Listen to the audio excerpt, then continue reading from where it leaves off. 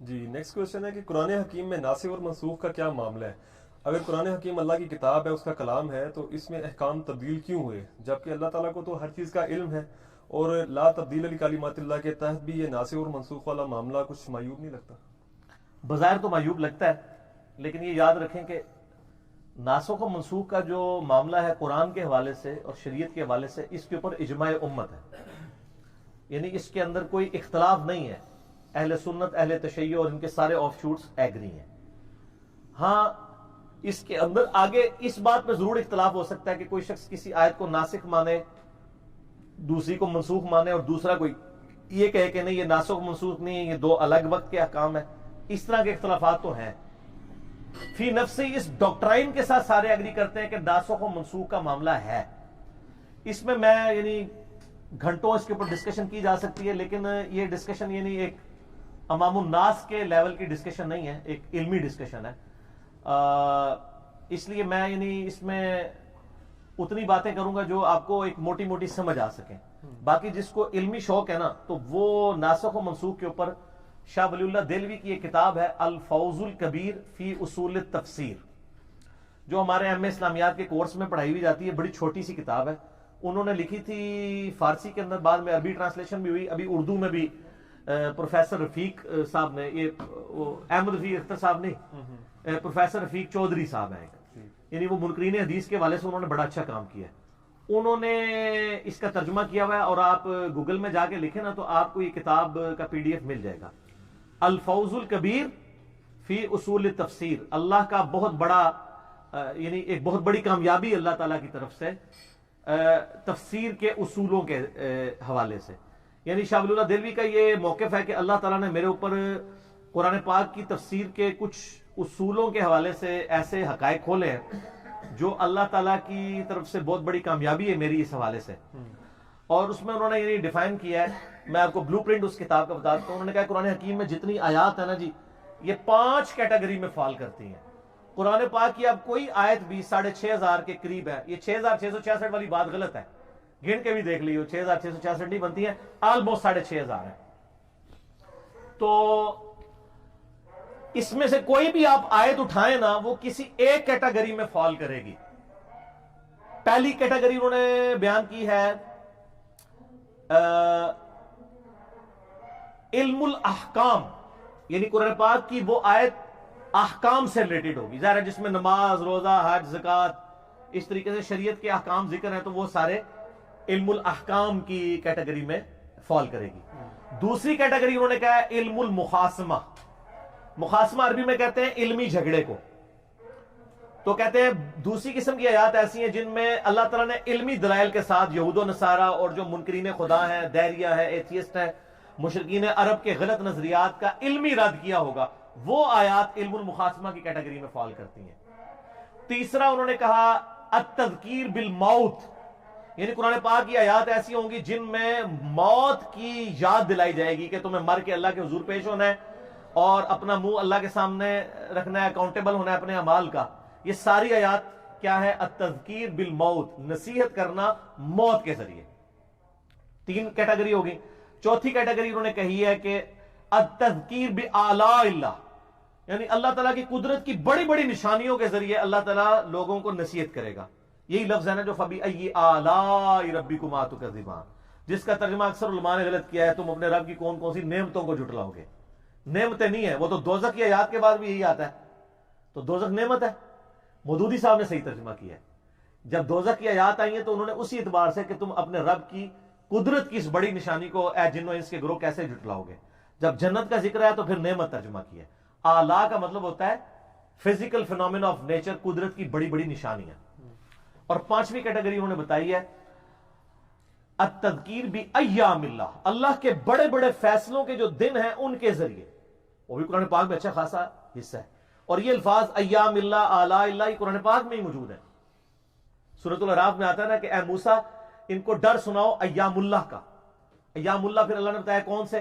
وہ اللہ کے یوم میں سے ایک یوم تھا جب قوم نوح کو تباہ کیا گیا. اللہ کے فیصلے کا دن تھا نا وہ ایام اللہ میں سے ہے. پھر قوم موسیٰ کے لیے بھی ایام اللہ 10 محرم بن گیا، جو بخاری مسلم میں آتا ہے کہ قوم فرعون جو ہے وہ غرق کر دی گئی. تو اللہ تعالیٰ کے فیصلے کے جو بڑے بڑے دن ہیں اور ان دنوں کی یاد کرواؤ کہ یہ قومیں اس طرح ہلاک ہوئی تھی، یہ ہے التذکیر بایام اللہ. تو آپ یہ بہت بڑی آپ کہتے ہیں ڈسکوری ہے شاہ ولی اللہ دہلوی کی. آپ قرآن کی کوئی آیت اٹھا کے دیکھ لیں، اس 5 میں سے کہیں نہ کہیں وہ فال کرتی ہوگی. مثلا آپ کہتے ہیں آیت درود، ان اللہ و ملائکتہ یصلون علی النبی، یہ علم الاحکام کے اندر فال کرتی ہے کہ دروشی پڑھنے کا کہا گیا، ایک حکم دیا گیا. 10 کمانڈمنٹس آئی ہیں، ماں باپ کو اف تک مت کہو، شرک مت کرو، ناحق قتل نہ کرو کسی کو، ٹھیک ہے، زنا نہ کرو، چوری سے بچو. یہ ساری جو مختلف انداز میں آئی ہیں یہ علم الاحکام کے اندر آتی ہیں. پھر جو فکر آخرت کے اعتبار سے جتنی آیات ہیں، بل تؤثرون الحیات الدنیا والآخرۃ خیر وابقی ان ھذا لفی الصحف الاولی صحف ابراہیم وموسی، یہ التذکیر بالموت ہے. پھر جتنے واقعات سورۃ الاعراف میں، سورہ ہود میں ڈیٹیل آئے ہیں کہ اللہ تعالیٰ نے ایک ایک پیغمبر کا ذکر کیا. ہم نے ہود کو ان کی قوم میں بھیجا تو قوم عاد نے کیا کیا، سمود کو بھیجا قوم سمود میں حضرت صالح علیہ السلام کو تو کیا کیا، تو ان کے مخالفین غرق کر دیے گئے. قوم یونس کا ذکر اور قوم موسیٰ کا ذکر، یہ سارے کے سارے کیا ہیں، التذکیر بایام اللہ. اور جو التذکیر بآلاء اللہ ہے اس میں سورہ رحمان پوری کی پوری، سورۃ النحل جس میں اللہ کی قدرت کی نشانیاں، سورہ الروم جس میں اللہ تعالیٰ کے فزیکل فینومینا آف نیچر کا ذکر، سورج چاند ستارے یہ سب اللہ نے بنائے ہیں. یہ سارے فزیکل فینومینا زمین و آسمان میں جتنی قدرت کی نشانی ہے یہ التذکیر بآلاء اللہ ہے. اور علم المخاصمہ سورۃ المائدہ، سورہ نساء، سورہ آل عمران میں جو یہودیوں اور عیسائیوں کے غلط نظریات کا اللہ نے رد کیا ہے، یا سورہ قاف کے اندر دہریہ لوگوں کا، ایتھیسٹ کا رد کیا ہے، اللہ کی ایگزسٹنس کے پروف دیے ہیں جتنے بھی قرآن پاک میں. جہاں جہاں آتا ہے کہ وہی اللہ تمہیں مردہ سے زندہ کرے گا، جس نے جو ہے وہ مردہ زمین میں پانی برسا کے تو بیج کو درخت بناتا ہے، اس طرح تمہیں بھی اٹھایا جائے گا. یہ سب کے سب جو مخاصمہ کیا جاتا ہے علم المخاصمہ ہے. اسی کتاب میں انہوں نے ایک ناسخ و منسوخ کا چیپٹر بھی باندھا ہے 20-25 صفحوں کا. اس میں انہوں نے یعنی پرانے بزرگوں کے حوالے بھی دیے ہیں. پھر اینڈ پہ انہوں نے کہا کہ میرے نزدیک قرآن کی صرف 5 ہی آیات ہیں جو منسوخ ہیں. بعض کہتے ہیں 500 ہیں، بعض کہتے ہیں 200 ہیں. انہوں نے سب کے ساتھ علمی اختلاف کر کے اینڈ پہ انہوں نے کہا 5 یعنی اسکروٹنی کر کے میرے نزدیک بنتی ہے، جس میں جس طرح ایک سورۃ البقرہ میں آیا ہے کہ وصیت تم پہ لازمی کی گئی ہے، جب تمہارے موت کا وقت آئے تو اپنے ماں باپ اور بیوی بچوں کے لیے اپنے مال میں وصیت کرو. تو اس کی منسوخی سورہ نساء میں جب وصیت وہ جو وراثت کے احکام آ گئے تو یہ آیت منسوخ ہوگی. ٹھیک ہو گیا. اسی طریقے سے سورۃ الانفال میں آتا ہے کہ اگر اہل ایمان ہے، ایک اہل ایمان جو ہے وہ 10 کے اوپر بھاری ہے، پھر اللہ تعالیٰ فرماتا ہے اب کمزوری تمہارے اندر آ گئی. کیونکہ کمزوری یہ نہیں کہ سابقون اولون کمزور ہو گئے، کمزوری یہ ہوگی ہے کہ اوورآل اب جو نئے مسلمان ہوئے تعداد تو بڑھ گئی ہے، لیکن ابو بکر، عمر، عثمان و علی کے لیول کے لوگ نہیں، بعد کے لوگ. لہذا اب ریشو پروپورشن نیچے آ گئی ہے. اب ایک مسلمان 10 پہ بھاری نہیں ہے بلکہ 2 پہ بھاری ہے.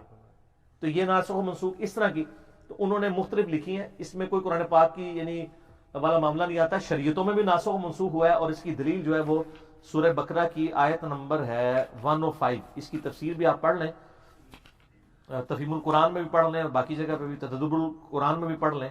اعوذ باللہ من الشیطان الرجیم، بسم اللہ الرحمن الرحیم. ما ننسخ من آیاتہ او ننسیہا نأتی بخیر منہا، ہم کوئی آیت منسوخ کر دیں یا بھلا دیں اس سے بہتر لے آئیں گے. او مثلہا، یا اس کے برابر. الم تعلم ان اللہ علی کل شیء قدیر، کیا تم جانتے نہیں کہ اللہ تعالیٰ ہر چیز پر قادر ہے. یہ بھی اس کی قدرت ہے کہ اللہ تعالیٰ پابند نہیں ہے اپنے معاملے کا بھی. باقی رہا لا تبدیل لکلمات اللہ، یہ بات ٹھیک ہے کہ اللہ کے کلمات نہیں بدلتے، لیکن یہ بھی اللہ تعالیٰ کے کلمات ہیں کہ ان اللہ علی کل شیء قدیر. اللہ تعالیٰ اپنی ڈیسٹنی میں کسی فیصلے کو چینج بھی فرما سکتا ہے، شریعت کو چینج بھی فرما سکتا ہے. اس کا وہ پابند تو نہیں ہے نا.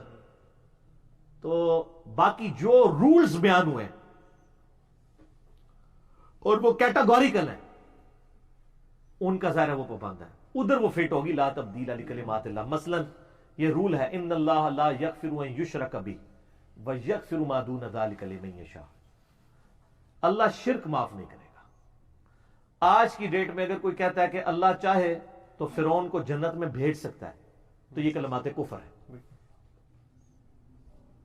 یہ اللہ کا کلمہ نہیں بدلائے گا، یہ رول کے طور پہ. لیکن جہاں قرآن میں ہے کہ ہم کوئی آیت بھلا دیں یا منسوخ کریں تو اس کے برابر یا نہیں لے آئیں گے، تو اللہ خود بتا رہا ہے نا. تو یہ لا تبدیل لکلمات اللہ کے ساتھ آپ اسے کیوں فٹ کر رہے ہیں؟ یہ دو الگ چیزیں. تو اس کو یعنی جھگڑا نہیں بنانا چاہیے. باقی ناسخ و منسوخ کے حوالے سے الفوز الکبیر فی اصول تفسیر، یعنی قرآن کی تفسیر کے جو اصول ہیں وہ کتاب بیسیکلی انہوں نے لکھی ہے علماء کے لیے. لیکن وہ آپ آج کل کے ہمارے پڑھے لکھے لوگ پڑھیں تو ان کو علماء سے زیادہ بہتر سمجھ آ جائے گی. ٹھیک ہے. اور اسی لیے وہ کہتے ہیں جی وہ دیکھیں جی اصول تفسیر کے تو جناب 18 علوم چاہیے، تو اس لیے قرآن پڑھو ہی نا. سر قرآن ہم تفسیر کے لیے تو پڑھ ہی نہیں رہے ہیں. قرآن تو آیا تذکیر کے لیے، اور تذکیر تو بلال حبشی کو بھی سمجھ آئے گی اور عمار ابن یاسر کو بھی سمجھ آئے گی اور ابو بکر عمر عثمان علی کو بھی سمجھ آئے گی. حضرت بلال کے پاس کون سی ڈگریاں تھیں کس مدرسے کی؟ عمار ابن یاسر کون سی ڈگریاں تھیں؟ تذکیر، نصیحت. اسی لیے وَلَقَدْ يَسَّرْنَا الْقُرْآنَ لِلذِّكْرِ فَهَلْ مِن مُدَّكِرٍ، قرآن کو ہم نے تذکیر کے لیے آسان کیا ہے، تو ہے کوئی سمجھنے والا؟ باقی یہ کہنا جی قرآن پاک میں جی وہ بڑے بڑے مشکل احکام آتے ہیں، وہ یار مشکل تذکیر کے لیے نہیں ہے، ورنہ تو وہ واقعی ایسے مشکل ہیں جو آپ کے بزرگوں کو بھی نہیں آتے.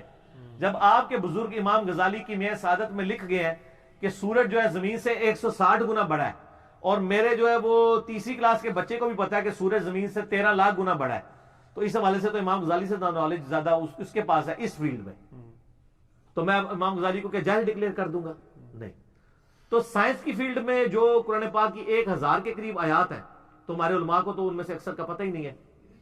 لیکن قرآن میں جو پورشن نصیحت والا ہے کہ دنیا کی زندگی عارضی ہے، آخرت میں مر کے اللہ کے سامنے پیش ہونا ہے، کسی کے ساتھ زیادتی نہ کرو، اللہ کے احکامات پورے کرو، ماں باپ کے ساتھ اس میں سلوک کرو. سر اس کے لیے کون سی ڈگری کی ضرورت ہے؟